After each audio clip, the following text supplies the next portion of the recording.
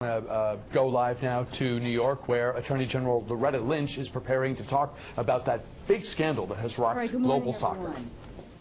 Thank you all for being here today.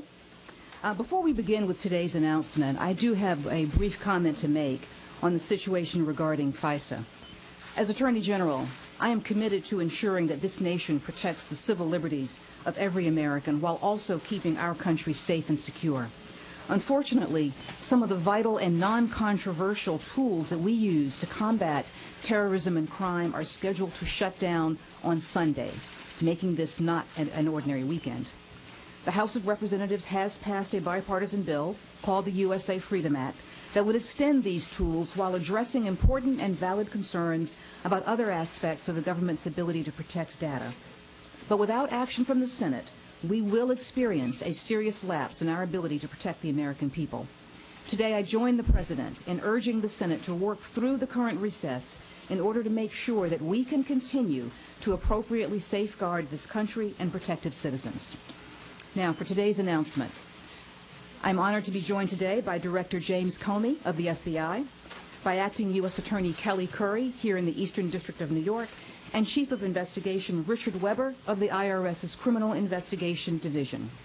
We are here to announce the unsealing of charges and the arrests of individuals as part of our long-running investigation into bribery and corruption in the world of organized soccer.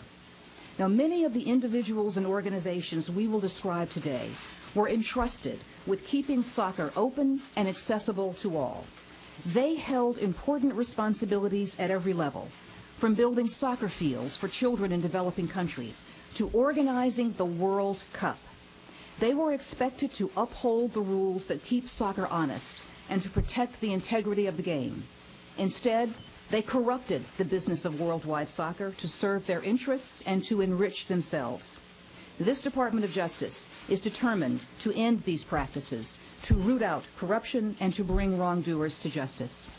Now, the 14 defendants charged in the indictment we are unsealing today include high-ranking officials of FIFA, the international organization responsible for regulating and promoting soccer, leaders of regional and other governing bodies under the FIFA umbrella, and sports marketing executives who, according to the indictment, paid millions of dollars in bribes and kickbacks to obtain lucrative media and marketing rights to international soccer tournaments. The 47-count indictment against these individuals includes charges of racketeering, wire fraud, and money laundering conspiracies spanning 2 decades. FIFA and the regional bodies under its umbrella make money in part by selling commercial rights to their soccer tournaments to sports marketing companies, often through multi-year contracts covering multiple editions of the tournaments. Now, the sports marketing companies, in turn, sell those rights downstream, that is, to other TV and broadcast networks, to corporate sponsors, and to other entities for significant sums of money. Beginning in 1991, 2 generations of soccer officials, including the then presidents of 2 regional soccer confederations under FIFA, one being the Confederation of North, Central American and Caribbean Association Football, known as CONCACAF, which includes the U.S., and the South American Football Confederation, or CONMEBOL, which represents organized soccer in South America, used their positions of trust within their respective organizations to solicit bribes from sports marketers in exchange for the commercial rights to their soccer tournaments. They did this over and over, year after year, tournament after tournament. In just one example, in 2016, here in the United States, we are scheduled to host the centennial edition of the Copa America, the first time that tournament will be held in cities outside of South America. Our investigation revealed that what should have been an expression of international sportsmanship was used as a vehicle in this broader scheme to line executives' pockets with bribes totaling $110 million, nearly a third of the legitimate costs of the rights to the tournaments involved. Now, the criminal activity that we've identified did not solely involve sports marketing. Around 2004, bidding began for the opportunity to host the 2010 World Cup, which was ultimately awarded to South Africa, the first time the tournament would be held on the African continent. But even for this historic event, FIFA executives and others corrupted the process by using bribes to influence the hosting decision. The indictment also alleges that corruption and bribery extended to the 2011 presidential FIFA election and to agreements regarding sponsorship of the Brazilian national soccer team by a major U.S. sportswear company. In short, these individuals, through these organizations, engaged in bribery to decide who would televise games, where the games would be held, and who would run the organization overseeing organized soccer worldwide, one of the most popular sports around the globe. And while at least one FIFA executive served as CONCACAF president without pay, there was little altruism involved, as he alone is alleged to have taken more than $10 million in bribes over a 19-year period and amassed a personal fortune from his ill-gotten gains. Now, in many instances, the defendants and their co-conspirators planned aspects of this long-running scheme during meetings held here in the United States. They used the banking and the wire facilities of the U.S. to distribute their bribe payments, and they planned to profit from their scheme in large part through promotional efforts directed at the growing U.S. market for soccer. In addition to the indictment, we are also unsealing today the charging instruments of 4 individual and 2 corporate defendants who have already pleaded guilty to their involvement in racketeering activity and other criminal conduct.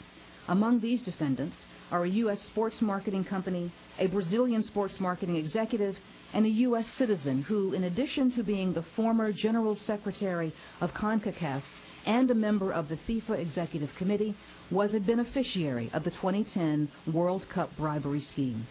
All told, these defendants have agreed to forfeit over $150 million in illegal profits that they've made from these crimes. And finally, we are also announcing that agents this morning have begun executing a search warrant at CONCACAF headquarters in Miami, Florida. CONCACAF, plainly an organization in crisis, we have already reached out to its representatives this morning to ensure that the people of integrity who work there know that we stand ready to work with them to reform their practices in the wake of the actions that we are taking today. Earlier today, Swiss authorities in Zurich arrested 7 of the defendants charged in this indictment, including the current president of CONCACAF. We are also in the process of seeking the apprehension of additional defendants. All of these defendants abused the U.S. financial system and violated U.S. law, and we intend to hold them accountable. Going forward, we welcome the opportunity to work with our partners around the world to bring additional co-conspirators and other corrupt individuals to justice. Today's action is a testament to the tireless efforts of federal prosecutors here in the Eastern District of New York, as well as the New York Field Office of the FBI and the Los Angeles Field Office of the IRS Criminal Investigation Division. I want to thank all of the agents, prosecutors, law enforcement officials, and analysts who contributed their time and their talents to this extensive investigation. I also want to recognize Acting U.S. Attorney Kelly Curry for his leadership of this U.S. Attorney's Office. And I want to express my appreciation for the cooperation and the assistance that we have received from our international partners, particularly the Swiss authorities. I want to make clear that the defendants arrested in Zurich this morning have the right to a fair and impartial extradition process, and they will receive a fair trial if they are brought to this country.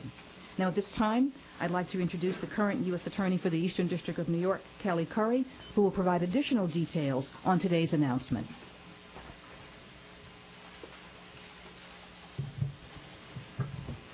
Good morning. The 14 defendants charged in this indictment held a variety of roles in the soccer and World Soccer Organization. The soccer officials charged were responsible for developing and promoting international soccer, and the marketing executives that we charged were hired to promote that sport. But what they did have in common was greed that drove them to use and exploit their positions for cash. You'll see here on 2 of the exhibits that we have that are part of your press packages today, the enterprise that's charged here. You'll see FIFA at the top and its confederate continental organizations, that's confederations underneath, including CONCACAF and CONMEBOL, the regional federations that are constituent members of FIFA, and the national federations. As you know, there are 209 national associations, including the United States. and other member nations of FIFA. Also part of the enterprise charge is the sports marketing companies. And as the Attorney General said, taken together, these entities comprise an enterprise of folks who work together for a legitimate purpose, which is regulating and promoting international soccer. However, as alleged in the indictment, what these defendants did was, with their co-conspirators, they corrupted the process. They corrupted the enterprise. Now, some of the officials charged in the indictment today held many roles in these organizations. For example, the defendant, Jeffrey Webb, he is a vice president and on the executive committee of FIFA. He also holds the role as president of CONCACAF. He's also on the executive committee of the Caribbean Football Union and president of the Cayman Islands Football Association, one of the national federations of part of FIFA. Jeffrey Webb used his position in these various roles, his position of trust, his fiduciary duties, to solicit and collect bribes from sports marketing executives who needed his support to get contracts to promote tournaments. The second, the sports marketing bribery chart that you have as part of your materials exemplifies many of the schemes we've charged. Of the 12 different schemes we've charged in the indictment, 9 are sports marketing schemes involving soccer tournaments. Now, just to walk you through the board, the business relationships that are represented, how they're supposed to work, are represented by the clear arrows. The tournament organizers, like CONCACAF, like FIFA, their role is to sell the marketing rights to a marketing company who in turn sell those rights downstream to broadcasters and corporate sponsors. What you see in the red arrows depicted there are and the role of the corrupt officials is that the corrupt officials solicited bribes in order to support bids by sports marketing companies, and in exchange the sports marketing companies received these valuable contracts that, for example, the sports marketing companies often cleared millions or tens of millions of dollars in profits from promoting a single soccer tournament. The bribes were often funneled through intermediaries, both companies. The acting U.S. Attorney for the Eastern District of New York, Kelly Curry, along with Attorney General Loretta Lynch, describing to reporters in New York a massive bribery scandal unsealed this day, rocking global soccer.